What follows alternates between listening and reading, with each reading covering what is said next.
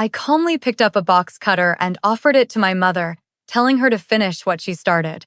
This wasn't a suicide attempt. It was the only way to end a lifetime of abuse, seize back my own power, and rewrite my future. Hello, everyone. It's Katherine. Before we begin tonight, I want you to look around the room you're in. Notice the quiet stillness, the comfort of your chair, the gentle glow of the screen. This peace, this is something I once thought I'd never have. Because the last time I felt rain like this, it was soaking through the thin soil of my own grave. I was born Katherine Reed, the youngest child, the afterthought. My purpose, as my mother Eleanor often reminded me, wasn't to be loved, but to be useful.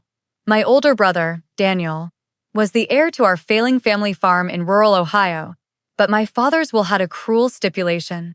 The farm could not be sold as long as a child was willing to work the land. Daniel wanted the inheritance, not the work. So I became the living anchor, the unpaid laborer tethered to 200 acres of debt and misery, all to secure his future. They told me it was my duty. I later married Richard Monroe, a man whose charm was as polished as the veneer on cheap furniture. It wasn't long before that veneer chipped away, revealing the rot underneath. The final day of my first life was Thanksgiving. He wasn't just angry I had burned the turkey, he was enraged that I existed. In the cold of the barn, under the buzz of a single flickering bulb, he silenced me forever with a rusty tire iron. If you're watching this right now and have ever felt invisible in your own family, press the like button as a quiet signal that you're here with me. My story didn't end there. It was just the beginning. Waking up was like surfacing from a deep, dark ocean. I didn't gasp for air, but for memory. The first thing I felt was the heat, a furnace behind my eyes, and the damp chill of sweat-soaked sheets clinging to my skin. Thunder rattled the cheap window pane in my childhood bedroom, the one with a crack in the corner shaped like a crooked smile. I knew this night. It was the summer of my 15th year, during a storm that had ripped half the shingles off the barn roof. My mother, Eleanor, had refused to pay for a repairman, instead sending me up a rickety ladder in the pouring rain with a hammer and a bucket of tar. I had slipped, falling 10 feet onto the hard-packed earth. The fall itself wasn't what ruined me, it was the aftermath. They left me shivering with a concussion and a raging fever for 2 days, dismissing it as a little tumble. That neglect festered into a severe inner ear infection, leaving me with permanent tinnitus and partial deafness in my left ear, the very ear Richard loved to strike because he knew I couldn't hear him coming from that side. I touched my forehead, burning hot, and felt the familiar, dreaded throb in my ear. But the ghost of a constant ringing wasn't there yet. It wasn't too late. This wasn't a memory or a dream. It was a second chance, gifted to me from the silence of the grave. Tell me, if you could go back to one single day in your past to make a different choice, what moment would it be? Let me know in the comments below. In that instant, every cell in my body screamed one clear purpose. I had to get to a doctor. Not tomorrow. Not when it was convenient for them. Now, I forced myself out of bed, my muscles screaming in protest. Each step down the hallway was a small victory against the dizzying wave of fever. The living room was bathed in the cold, blue light of the television. Daniel was sprawled on the couch, and my mother sat in her armchair, flipping through a mail-order catalog as if the storm outside and the one brewing inside me didn't exist. Mom, my voice was raspy, weak. I need to see a doctor. I think I'm really sick from the fall. She didn't even look up from her page. Don't be so dramatic, Katherine. It's a little fever. Take some Tylenol from the cabinet and go back to bed. We aren't wasting money at an emergency clinic for a summer cold. Her words were the same hollow, dismissive tone I'd heard for a lifetime. In my first life, I would have whispered okay and retreated back into the shadows of my room, accepting my fate. My obedience was a virtue they praised right up until the day it got me killed. But the woman standing in the hallway now was not that timid girl. The ghost of the tire iron was a cold weight in my memory. I took a shaky breath and spoke again, louder this time. I hit my head. My ear is throbbing and I can't hear right. This isn't a cold. Daniel finally looked over, annoyed. Jesus, Kate, can you be quiet? I can't hear the television. And in that moment, the raw, ugly truth solidified in my mind. To them, My pain was an inconvenience. My life was secondary to their comfort. I realized then that the good, quiet girl had died in a barn on Thanksgiving. This time, to survive, I had to become the storm they couldn't ignore. Their indifference was a slap, but it was also a key, unlocking a door I never knew existed. I turned without another word. The girl who used to beg for scraps of affection was gone. I walked out of the living room, grabbed the keys to the old farm truck from the hook by the door, and slipped on a pair of Dad's worn-out work boots. My mother's protest was a faint, indignant squawk behind me, but I didn't even turn around. The roar of the old engine turning over was the sound of my first real choice. I drove the 3 miles into our small town, the wipers fighting a losing battle against the deluge. The fever made the streetlights blur into halos, and for a terrifying moment, I wasn't sure I could make it. But I thought of the silence in my left ear, the silence that had cost me my life, and I pushed on. I parked in front of Dr. Miller's house, the one with the welcoming porch light that had been a permanent fixture of my childhood. I knocked, my knuckles barely making a sound against the heavy oak door. When it opened, Dr. Miller stood there, his kind, wrinkled face etched with concern. His wife, Helen, appeared behind him. They didn't ask questions, they just pulled me inside, out of the storm. Helen wrapped me in a thick, warm quilt that smelled of cedar and sunlight while Dr. Miller gently examined my ear, his touch careful and professional. She returned a few minutes later with a steaming bowl of chicken noodle soup. It was the most profound act of kindness I had ever received. It's amazing how a small gesture from a stranger can sometimes feel more powerful than a lifetime of attention from family. If you've ever experienced a moment of unexpected kindness that changed your day, I would be so honored if you shared it in the comments. As I held that warm bowl, the steam warming my face, I didn't cry. I simply felt a quiet, fierce resolve harden within me. I was worth saving. I came home the next morning. The antibiotics from Dr. Miller were already working, cooling the furnace behind my eyes to a low simmer. The air in the house was thick with unspoken rage. My mother was sitting at the kitchen table, a mug of coffee cradled in her hands. She didn't ask if I was okay. Her first words were low and venomous. The whole town will be talking. That you ran out of this house like a madwoman in the middle of the night. You embarrassed this family, Katherine. I stood my ground. I was sick. I needed a doctor. You were defiant, she hissed. And there are consequences for that. I've been thinking. You're almost 16. Old enough to earn your keep. You'll finish your sophomore year, and then that's it. The poultry plant is always hiring. It's time you stopped dreaming about books and started contributing. In my first life, this threat would have crushed me. It was a life sentence. But this time, I saw it for what it was. A cage, and I would rather die than return to it. No, I said, my voice quiet but firm. I'm finishing high school, and then I'm going to college.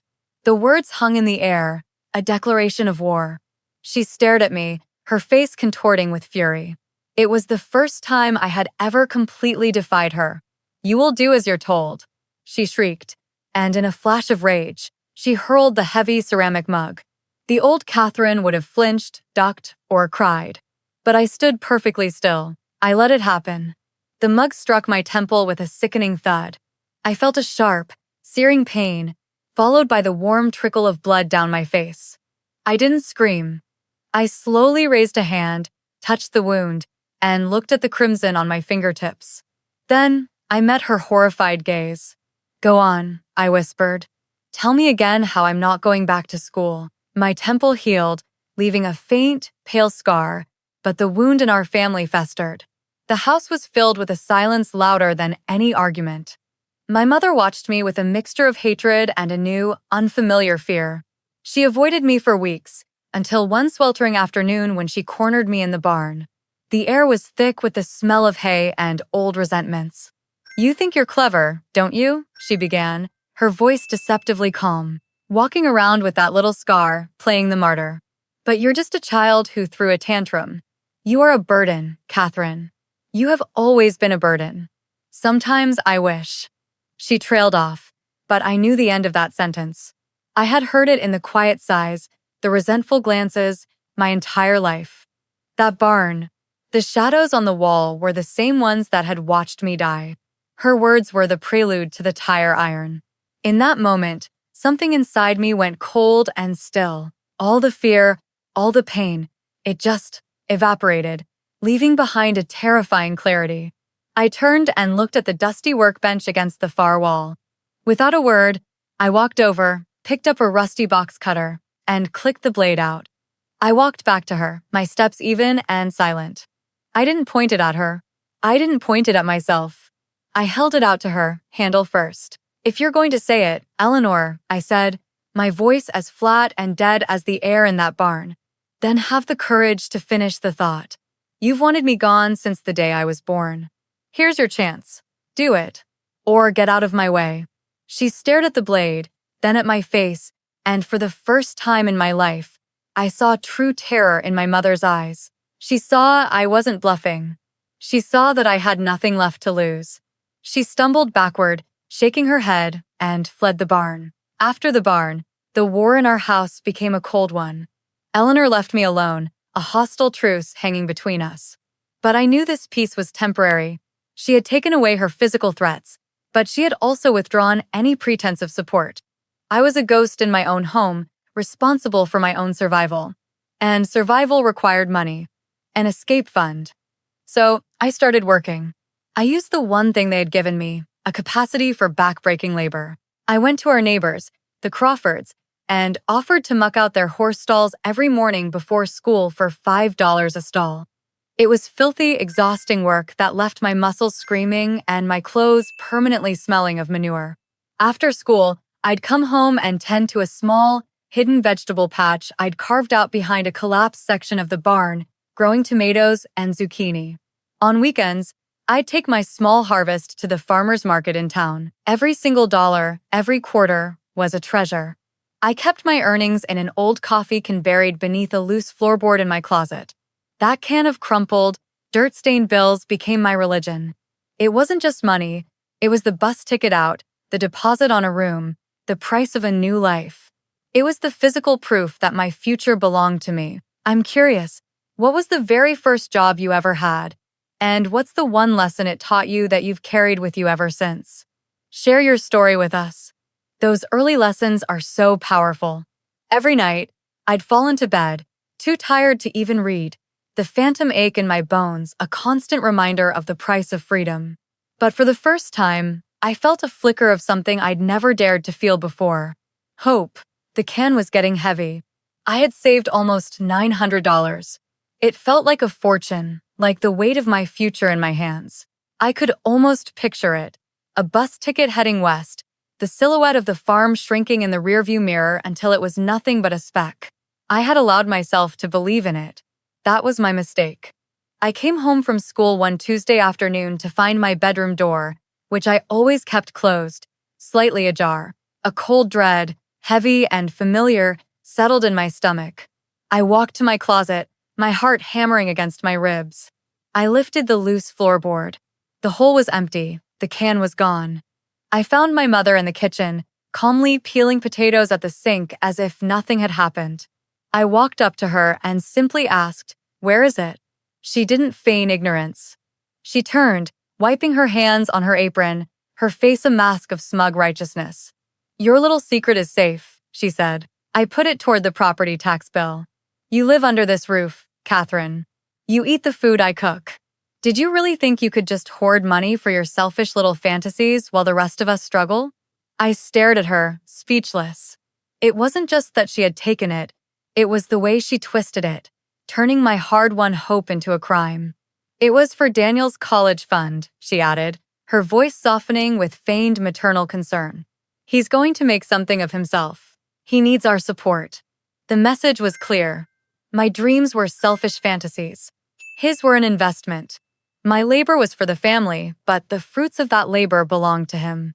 In that moment, watching her turn back to the potatoes, the last flicker of hope for any kind of familial love died. They would not just let me fall, they would actively push me down. I would never make the mistake of underestimating their cruelty again. The theft of my money taught me a brutal lesson. Any physical thing I acquired, they could take. My labor, my savings, it was all vulnerable.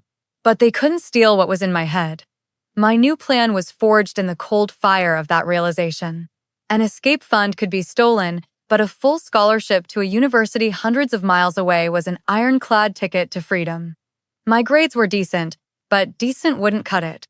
I needed to be exceptional, and for that, I needed help. I knew who to ask. Leo Martinez was the smartest kid in our year, a quiet, intense boy who saw math and physics not as subjects, but as a language. He was also one of the poorest. His father was a disabled mechanic, and Leo worked every weeknight at the local diner to help make ends meet. I saw an opportunity for a different kind of transaction, one based on respect, not exploitation. I found him after school one day, stacking books in the library. I didn't have money to offer, but I had a strong back. Leo, I started. I need to get my grades from a B+ to an A+ in every subject. I know you don't have time to study for your SATs because you're always working. What if I helped your family on weekends? I can fix fences, clear brush, whatever your dad needs. And in return, you teach me how to study like you. He looked at me, really looked at me, and after a long moment, he nodded. Our partnership began. We spent hours in the library, a fortress of silence and knowledge. He taught me how to solve for X, and I taught his younger sister how to read.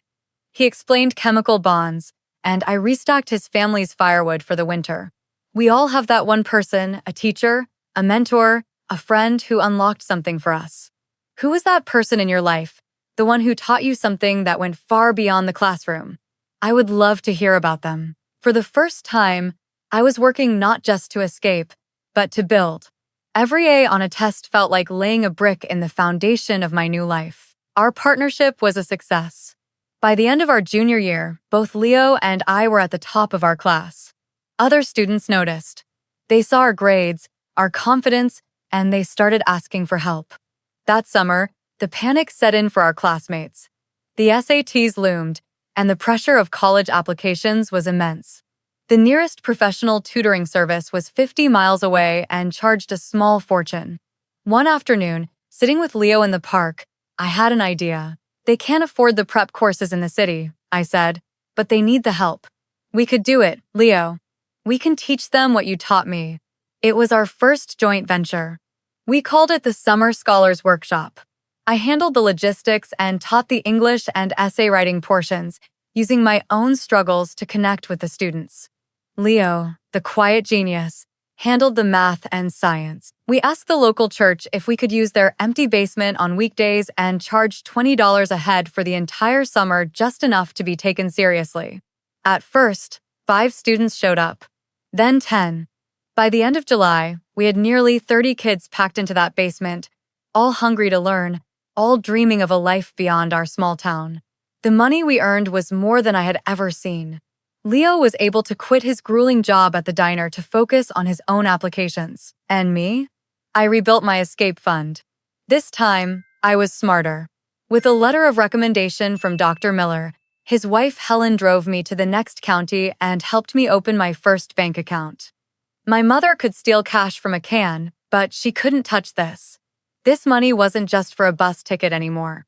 It was for college application fees, a deposit on a dorm room, a future she couldn't sabotage. I wasn't just a laborer anymore. I was an entrepreneur. I was building my own ladder out of the pit. Senior year was a blur of applications, essays, and exams. My acceptance letter came in the spring, a full scholarship to a university in California, over 2,000 miles away. It was my key to the world. A week later, my father passed away in his sleep. His presence in my life had been so faint, his absence felt no different. There was no grief, only a quiet reckoning. The letters started arriving a few days after the funeral. Not condolences, but notices from the bank, creditors, and the county tax office. The farm was drowning in debt, on the verge of foreclosure. At a tense kitchen table meeting, my mother and Daniel turned to me, their eyes filled with a desperate, predatory hope. "You're the one going to college, Katherine," my mother said, her voice dripping with false sincerity. "You're the smart one. You have to help us. You can't just abandon your father's legacy." They wanted me to defer my scholarship, stay home, and get a job to pay off their debts. They saw my future as their final asset to be liquidated. I agreed to one thing, a meeting with the bank's loan officer to discuss our options. They thought I had finally come to my senses. We sat in the sterile, air-conditioned office, the officer laying out the grim numbers. My mother looked at me, her expression a command. I took a deep breath. I have $2,000 in a savings account, I said, my voice clear and steady. I will contribute all of it to settle my father's funeral costs. In return, I need a legal document drawn up today, stating that I relinquish any and all claim to the Reed family property and am therefore absolved of any and all associated debt, now and forever. The officer stared, impressed.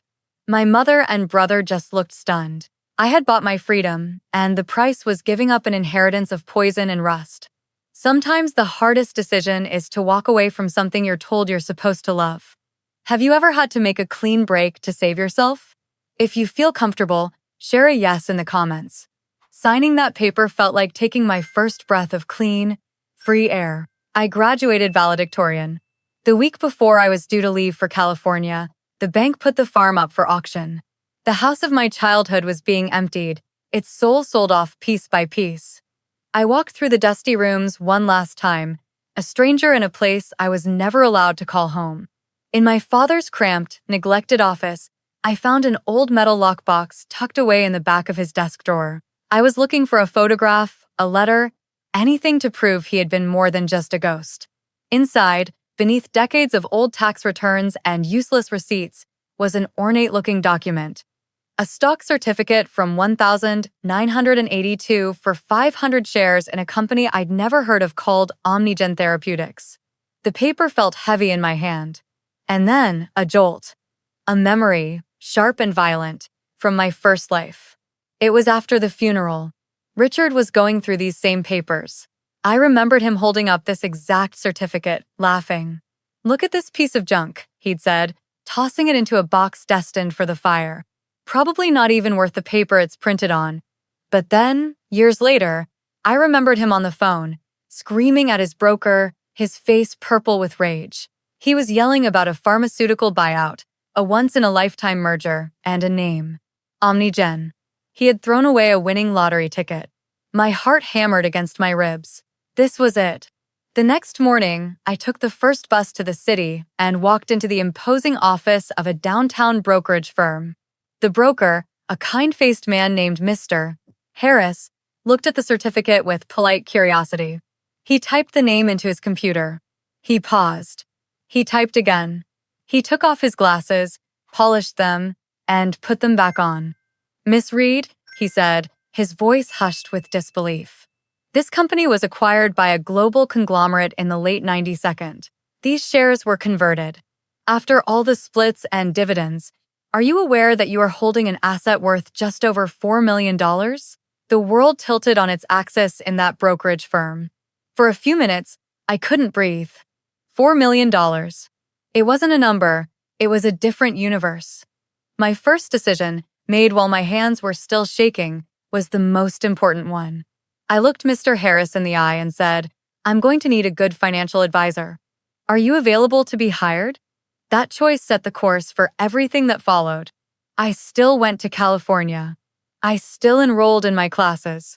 But instead of a cramped dorm room and a work-study job in the cafeteria, I bought a small, beautiful condo in a secure building a few miles from campus. It was the first home that was ever truly mine, the first door I could lock knowing that only I had the key. On Mr. Harris's advice, we put the money to work. We invested in a diversified portfolio of stable, blue-chip stocks designed for long-term growth, not risky gambles. We also purchased a small apartment building in a growing suburb of San Diego, providing a steady stream of passive income. But the real change wasn't in my bank account, it was in my soul. The constant, low-grade hum of anxiety that had been the soundtrack to my entire existence finally went silent. I no longer had to operate in survival mode. I could walk into a grocery store and buy fresh fruit without calculating the cost. I could focus on my lectures without the gnawing distraction of financial terror. I was no longer a refugee from my past. I was the architect of my future. The money didn't buy happiness, but it bought something far more precious: peace. It's a question we all dream about. If all your financial worries vanished tomorrow, what is the one dream you would finally chase with all your heart? Let me know in the comments. For the first time, I had the quiet space to simply be. And in that quiet, I began to heal. Years passed. I graduated with honors, started my own successful consulting firm, and built a life of quiet purpose in California. I had not spoken to my family since the day I signed away the farm. But the past has a way of finding you. A call came one evening from an Ohio number. It was my mother. Her voice, once sharp and commanding, was now thin and wheedling. The farm was long gone. She and Daniel were living in a cramped apartment, struggling. She asked for money, not as a request, but as a due. I listened without saying a word, and when she was finished, I told her my lawyers would be in touch. My revenge on my family wasn't fiery. It was cold, clinical, and final. I instructed my legal team to set up an anonymous trust. It deposited just enough money into my mother's account each month for rent and groceries, a sum that ensured survival, but not comfort. The single, unbreakable condition was the no-contact clause. If she or my brother ever attempted to contact me again, in any way, the payments would stop forever. I wasn't offering support. I was paying for their silence. Then, there was only one ghost left to exorcise. Richard Monroe. In this life, I had never married him, but he still existed. He was a successful, respected car dealership owner in my old hometown, a man lauded for his community involvement. I hired the best private investigator in the state. I didn't want dirt for blackmail. I wanted crimes. It took 6 months. The investigator's final report was thicker than a novel. Richard hadn't just been abusive. He was a crook, running a massive title, washing, and loan fraud scheme. He had built his empire on the backs of the vulnerable. I made 2 copies of the report. One went into an anonymous package to the IRS Criminal Investigation Unit. The other went to an ambitious investigative journalist at the state's largest newspaper. 3 months later, I saw the headline online. Local philanthropist Richard Monroe arrested in federal fraud probe. His photo was there, the charming smile gone, replaced by the blank shock of a man whose world had just ended. I didn't feel joy, I felt quiet. The scales were finally balanced. With all the accounts settled and the ghosts of my past finally laid to rest, I found myself in a strange, new territory. Peace. I had a beautiful home, a thriving business, and absolute security. I had won. But after the relief faded, a quiet question began to echo in the stillness. What now? My entire second life had been a reaction, a fight for survival, a quest for justice. I had been so focused on conquering the past that I hadn't built a blueprint for the future. I realized my purpose couldn't be found in the solitude of my own hard-won safety. It had to be found back in the world that had once tried to destroy me. I didn't go back to Ohio. I didn't need to. There are thousands of forgotten little towns just like it all across the country, filled with young girls who are just as trapped, just as brilliant, and just as hungry for a chance. So, I created my own. I established the North Star Foundation, a nonprofit with a singular, deeply personal mission. We started by creating the largest scholarship fund in the country specifically for young women from rural, low-income communities. Then, we established a grant program to provide seed funding and legal support for underfunded domestic violence shelters in those same areas. My work became reading their stories. In the scholarship essays, I saw my own desperate hunger for knowledge. In the grant proposals from the shelters, I heard the echoes of my own silent screams. I wasn't just writing checks. I was answering the pleas of a younger version of myself. I was building the safety net I never had. My pain, I realized, had not been a curse. It had been a crucible. It had forged me into the one person who could truly understand. My meaning wasn't in escaping my story. It was in using it to help other women start their own. And so, here I am, sitting in my quiet study in California, watching the gentle evening rain streak the window pane. It's the same kind of rain that fell on that terrible night in Ohio, the night I died and the night I was reborn. For the longest time, the sound of a storm would fill me with a cold, primal dread. Now, it just sounds like the world being washed clean. My life was a story that was written for me by others, A story of servitude, abuse, and an early grave. They handed me a script, and I was expected to play my part. The greatest victory of my life wasn't the money, or the revenge, or even the success.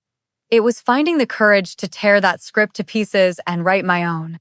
I had to learn, inch by painful inch, that my worth was not determined by my utility to others. It was inherent. It was absolute. The battle against my mother, against Richard, was nothing compared to the battle against the voice inside me that whispered I deserved their cruelty. I'm telling you all of this tonight not for your sympathy, but for your strength. I know that somewhere, someone watching this right now feels invisible, trapped, or broken.